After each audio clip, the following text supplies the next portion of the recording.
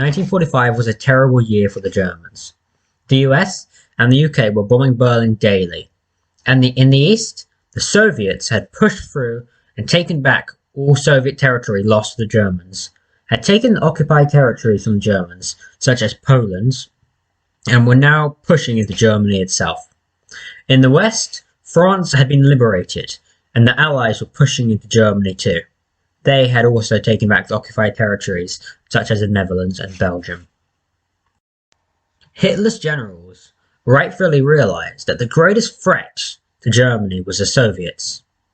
The West by themselves could have taken out Germany at this point, but the Soviets were brutal and merciless, and the generals knew they would massacre, slaughter, and kill anyone they found without mercy. They suggested focusing on the East, fending off the Soviets, and hopefully securing a separate peace with the Allies in the West.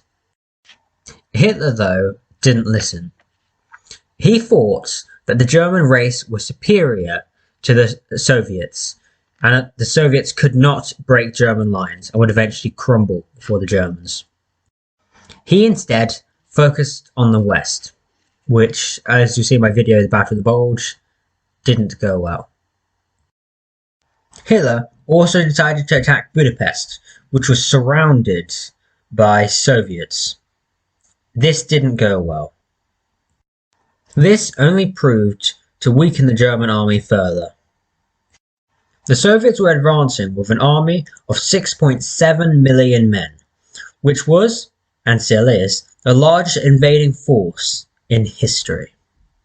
It was twice the size of the German army during Operation Barbarossa, when the Germans invaded the Soviet Union. Eventually, as the generals predicted, the German line collapsed. The Soviets kept pushing forward and stopped within 43 miles of Berlin. They only stopped because they had to stop a German counterattack in Pomerania. In April, they resumed their advance to Berlin. The Soviets planned to encircle Berlin to prevent the West from advancing into Berlin too.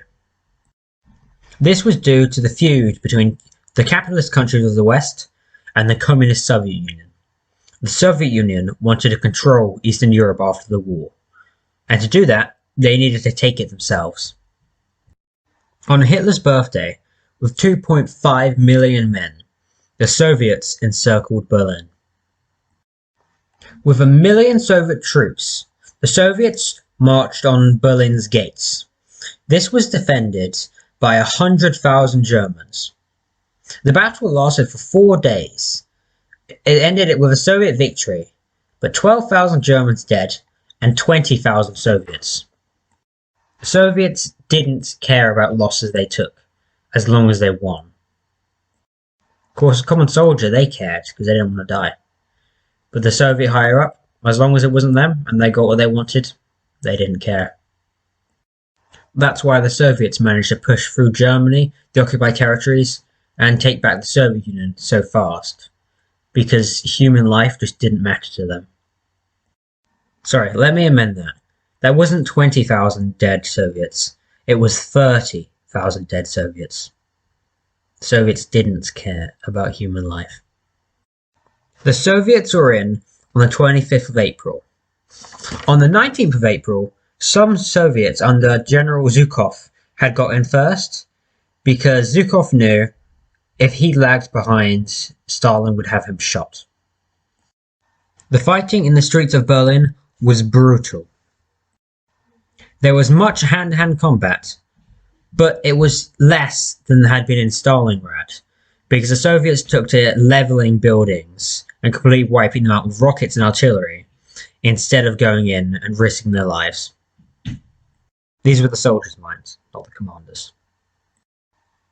Joseph Goebbels, the German Minister of Propaganda, pulled together an untrained force of 60,000 men, women, children, and old men. Each of them only had up to 5 rounds of ammunition. They were joined by the Hitler Youth and the SS. Their job was to defend Berlin against the Soviets. By the 30th of April, The Soviets had advanced all the way to the Reichstag, but they weren't inside yet. The Germans had also finally sent most of their force in the west to take on the Soviets' flanks, but the Soviets sent a detachment to prevent it. On the 30th of April, Hitler committed suicide. Briefly, Joseph Goebbels was now the new Führer of Germany, but he too committed suicide.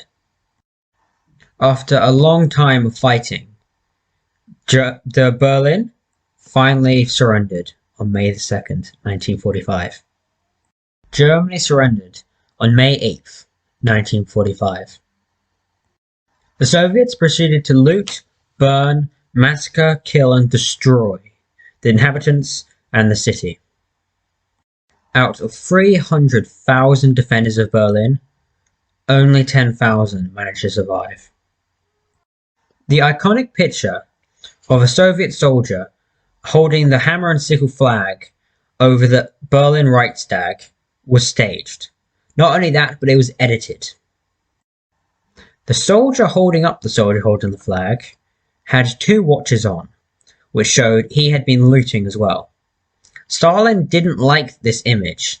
He wanted to portray the Soviets as heroes instead of the massacre murderers and thieves they were. So, they scratched out one of the watches. After the war, Germany was split into 4 parts, and so was Berlin. In the east, the eastern section of Germany went to the Soviets, while the west was split between the US, France, and Britain.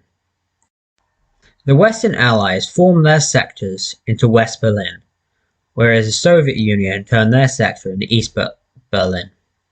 The same happened with West and East Germany.